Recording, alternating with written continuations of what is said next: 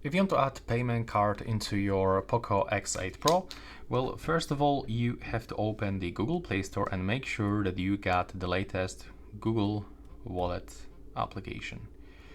So let's go for it.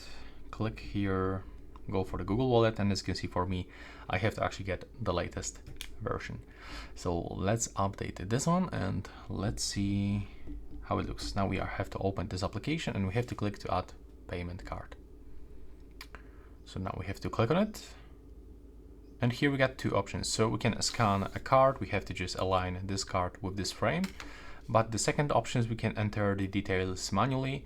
So all of this card number, this valid through year security code that is on the back, and also the name of the owner.